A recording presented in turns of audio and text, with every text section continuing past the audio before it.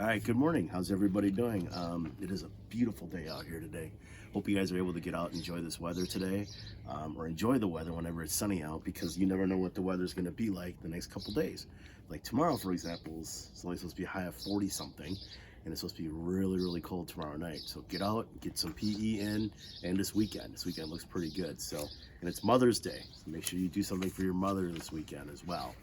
All right, so in chapter 15, in chapter 14 and 15, we found out that the warden is actually a woman, which was something Stanley was not expecting. And I don't think any of us were expecting that either. I think when you think of a prison warden, you think of someone who's like a rough, gruff, older gentleman, has very fine standards, very high standards, very rough. She seems pretty nice, actually, but everybody's afraid of her, as you saw by Mr. Pandasky's reaction to the warden. So we're going to pick it up on chapter 15. As Stanley entered the rec room, he could hear X-Ray's voice from all the way across the room. "See what I'm saying?" X-Ray said. "Am I right, or am I right?"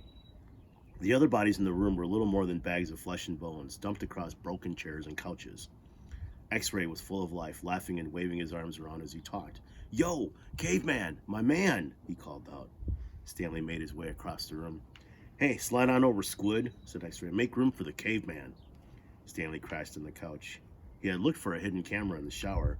He hadn't seen anything, and he hoped the warden hadn't either. "What's the matter, X-Ray? You guys tired or something?" He laughed. "Hey, keep it down, will ya?" groaned Zigzag. "I'm trying to watch TV." Stanley glanced uncertainly at Zigzag, who was staring very intently at the busted television screen. Remember, X-Ray's happy because he was able to have the day off, so that's why he's all like feeling good and everything like that. Okay? The warden greeted the boys at breakfast the next morning and went with them to the holes. 4 dug in the holes and 3 tended to the wheelbarrows. "Glad you're here, X-Ray," she said to them. "We need your sharp eyes." Stanley spent more time pushing the wheelbarrow than digging because he was such a slow digger. He carted away the excess dirt and dumped it into previously dug holes. He was careful not to dump any of it in the hole where the gold tube was actually found. He could still see the tube in his mind. It seemed so familiar, but he just couldn't place it. He thought that it might have been the lid to a fancy gold pen. KB could have been the initials of a famous author. The only famous authors he could think of were Charles Dickens, William Shakespeare, and Mark Twain. Besides, it didn't really look like the top of a pen. By lunchtime, the warden was beginning to lose her patience. She made them eat quickly so they can get back to work. "If you can't get them to work any faster," she told Mr. Sir, "then you're going to have to climb down there and dig with them." After that, everyone worked faster, especially when Mr. Sir was watching them. Stanley practically ran when he pushed his wheelbarrow. Mr. Sir reminded them that they weren't Girl Scouts. They didn't quit digging until after every other group had finished. Later, as Stanley sat sprawled across an understuffed chair, he tried to think of a way to tell the warden where the tube was really found without getting himself or X-Ray into trouble. It didn't seem possible. He even thought about sneaking out at night and digging in that hole by himself. But the last thing he wanted to do after digging all day was to dig at night too. Besides, the shovels were locked up at night, presumably so they couldn't be used as weapons. Mr. Pandasky entered the rec room. "Stanley?" he called as he made his way to him. "His name's Caveman," said X-Ray. "Stanley," said Mr. Pandasky.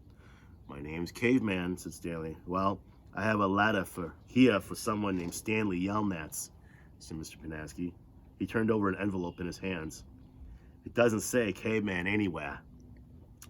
Thanks," Stanley said, taking it. It was from his mother. "Who's it from, Squid?" "Who's it from?" Squid asked. "Your mother?" Stanley put it in the big pocket of his pants. "Aren't you going to read it to us?" asked Armpit. "Give him some space," said X-Ray. "If Caveman doesn't want to read it to us, he doesn't have to. It's probably from his girlfriend." Stanley smiled. He read it later after the other boys had gone to dinner. "Dear Stanley, it was wonderful to hear from you. Your letter made me feel like one of the other moms who can afford to send their kids to summer camp. I know it's not the same, but I am very proud of you for trying to make the best of a bad situation. Who knows, maybe something good will come of this. Your father thinks he is real close to a breakthrough on his sneaker project. I hope so. The landlord is threatening to evict us because of the odor. I feel sorry for the little old lady who lived in a shoe. It must have smelled awful. Love from both of us." "What's so funny?" Zero asked. It startled him. He thought Zero had gone to dinner with the others. "It's nothing, just something my mom wrote." "Well, what'd she say?" Zero asked. "Nothing." "Oh, sorry," said Zero. Well, see, my dad is trying to invent a way to recycle old sneakers. So the apartment kind of smells bad because he's always cooking these old sneakers. So anyway, in the letter, my mom said she felt sorry for that little old lady who lived in a shoe, you know, because it must have smelled real bad in there. Zero stared blankly at him. You know the nursery rhyme? Zero said nothing. You've heard the nursery rhyme about the little old lady who lived in a shoe? No. Stanley was amazed. How does it go? Asked Zero. Didn't you ever watch Sesame Street? Stanley asked. Zero stared blankly. Stanley headed on to dinner. He would have felt pretty silly reciting nursery rhymes at Camp Green Lake. So now we're going on to chapter 17. For the next week and a half, the boys continued to dig in and around the area where X-Ray had supposedly found the gold tube. They widened X-Ray's hole, as well as the holes Armpit and Squid had been digging, until the fourth day, when all three holes met and formed one big hole. As the days wore on, the warden became less and less patient. She arrived later in the morning and left earlier in the afternoon. Meanwhile, the boys continued to dig later and later. This is no bigger than it was when I left you yesterday, she said, after arriving late one morning, well after sunrise. What have you been doing down there? Nothing, said Squid. It was the wrong thing to say. At just that moment, Armpit was returning from a bathroom break. How nice of you to join us, she said. And what have you been doing? I had to, go. The warden jabbed at Armpit with her pitchfork, knocking him backward into the big hole. The pitchfork left 3 holes in the front of his shirt and 3 tiny spots of blood. You're giving these boys too much water, the warden told Mr. Pendanski. They continued to dig until late afternoon, long after all the other groups had finished for the day. Stanley was down in the big hole along with the other 6 boys. They had stopped using the wheelbarrows. He dug his shovel into the side of the hole. He scooped up some dirt and was raising it up to the surface when Zigzag's shovel caught him in the side of the head. He collapsed. He wasn't sure if he was passed out or not. He looked up to see Zigzag's wild head staring down at him. I ain't digging that dirt up, Zigzag said. That's your dirt. Hey, Mom, Magnet called. Caveman's been hurt. Stanley brought his fingers up the side of his neck. He felt his wet blood and a pretty big gash just below his ear. Magnet helped Stanley to his feet, then up and out of the hole. Mr. Sir made a bandage out of a piece of his sack of sunflower seeds and taped it over Stanley's wounds. Then he told him to get back to work. It isn't nap time. When Stanley returned to the hole, Zigzag was waiting for him. That's your dirt, Zigzag said. You have to dig it up. It's covering up my dirt.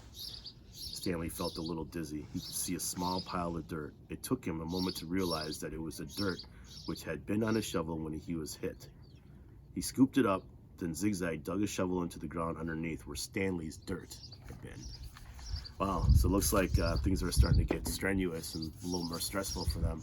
I'm curious to see what the warden's looking for. Have you ever thought about that and what that tube represented? So what I'm thinking, maybe you could write a reading response in the Google Classroom. Maybe I'll put that in there when I assign this, okay? Anyways, I hope you guys are doing good.